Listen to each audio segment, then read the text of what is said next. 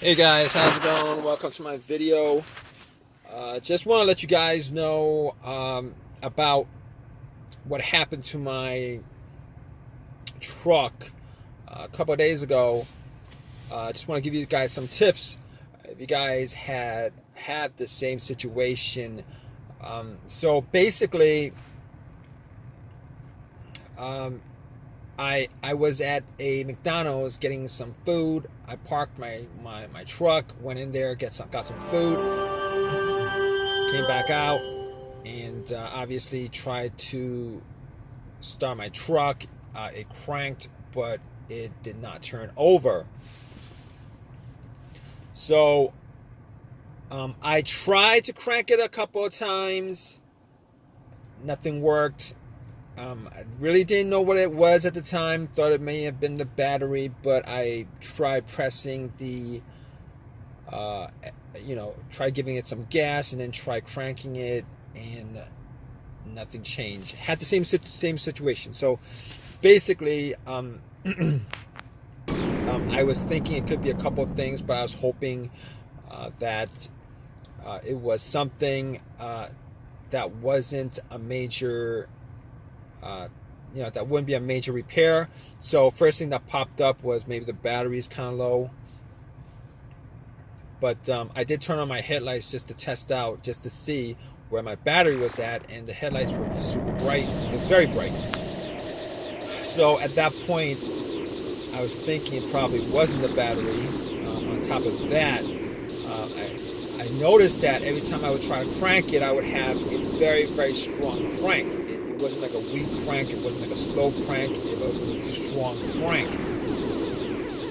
So because it was a strong crank, I pretty much didn't think it was the battery, but I did pop the hood and looked under the hood to see whether I could figure out whether I could see something that was off. Obviously, the first thing I looked at was the battery itself, and there was a bit of corrosion on the battery terminals. I really didn't think that was causing it, but I had some Coke, so I poured some Coke on the terminals, and just to clean it up, oxidize all the corrosion, stuff like that. Try to see if I can get it started again. I would do the same thing with crank it and start. So at that point, I was like 9% sure it's the battery, but I had a power pack, and just to be 100% sure, I put the power pack on the battery and again try to crank it up to turn over. It would crank. But it did not turn over. So it was at that point that I pretty much ruled out the battery. It wasn't the battery. Considering that I actually changed the battery about a year ago, it wasn't the battery. So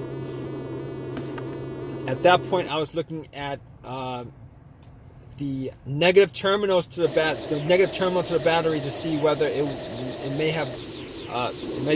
may have been causing that situation. The negative terminal was clean, but on top of that, I made sure to check to see whether it was grounded correctly, whether it was tight, whether there's no corrosion or rust or anything like that. You guys don't know what the negative terminal is. It's pretty much the ground wire completes the circuit. It's the negative terminal. It's a wire that goes to the negative of your battery. You can pretty much just follow that to the frame if you want to check out to see whether it's grounded. It's grounded right, but grounding right means that it's connected to the frame without any kind of corrosion, etc., etc. And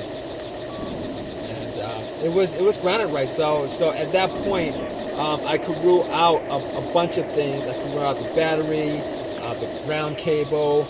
I could rule out the alternator, even though the alternator wasn't one of those things that would be causing a situation like this with a strong crank. Normally, with a bad alternator, you would either get like a really, really weak crank, or it would die on the road. I mean, if this situation were to happen, where it was a bad alternator, it would have died on the road, or there would be no crank at all because it wasn't charging the battery, and you got to where you got to, and just in time before everything just died out, which is very rare. But the test for the alternator is if you have like cables, external cables or a power pack, and you put it on, you should be able to start the vehicle, and then once you take the power off, it'll die out because the alternator is not charging it. But regardless, this has pretty much nothing to do with the alternator, so I can pretty much just rule out the alternator, even especially with that test that I did with the power pack. I can pretty much rule out the alternator. It's not the alternator. All right, I can rule all those things out. Okay, so basically, with this whole troubleshooting, this issue is me just pretty much eliminating things that could cause this situation, and I can eliminate a ton of stuff. And the next thing, I actually recalled that there was no check engine light on the dash at all. No warning lights, no check engine lights. Haven't had a check engine light on the truck in a long while. So at that point, I could pretty much eliminate all the other stuff that could be causing it. A lot of the other stuff that could be causing it. The mass airflow sensor, the throttle position sensor, the camshaft position sensor, the crankshaft position sensor, anything that pretty much has a sensor to it that could be causing it. If it was causing this situation, there would be a check engine light. But regardless, I have an OBD2 reader that I bought from Walmart, about a month ago, and I plugged it in just to see whether there was any kind of codes that probably didn't show up with the check engine light. Sometimes there's pending codes, but there was no codes whatsoever. And the other thing is, it actually did read, it scanned the car's computer, it read everything, so it analyzed everything. It came out with results and stuff like that. There was and because of that, I can also rule out that there was no issue as far as the computer causing this situation.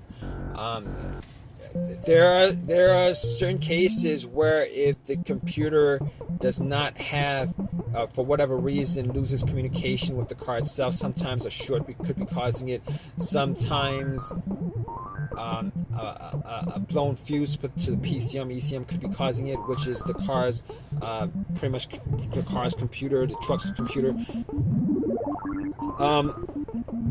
Basically, because it read it, I know that there was no issue with the truck's computer, so I could just eliminate all those things. After that, there's just a couple of things that I could troubleshoot as far as that situation was concerned. It could be a fuse or a relay. All right, one of those two things. Now, I did open up the fuse box and looked at the fuse, see if I could smell any kind of blown fuses, see if there's any fuses that were blown or brownish, something like that. And there was no burnt fuses, no burnt smell, nothing like that. And I couldn't actually tell 100% whether any a fuse is blown. Very difficult. Sometimes I didn't have a fuse tester with me, but considering I had access to the relays, so basically, before even that, there was one test that I just want to tell you guys about that I did. Normally, this situation, it was kind of like the fuel pump situation. I thought maybe it was a fuel pump relay, a fuel pump situation, but when I was sitting in my car doing the OBD2, after that, I actually testing out my car's computer, with the OBD2, seeing if it read any codes, I actually went and tried to listen for a whizzing sound coming from the fuel pump motor. All right. Normally, the test for that is you would have somebody, with the ear to the, you would take the gas cap off and have your ear to where you would fill up your gas tank, and then somebody would turn it to on position, and you would listen to see whether you could hear some kind of whizzing sound. All right, if you could hear a whizzing sound, most cases, your fuel pump is working. But I was in the truck, and I had everything off so that there was no kind of interior noise. Put the ignition into the on position where all the lights on the dash is showing, and I was trying to listen to see whether I could hear the fuel pump whizzing and the motor whizzing, and I could not do that.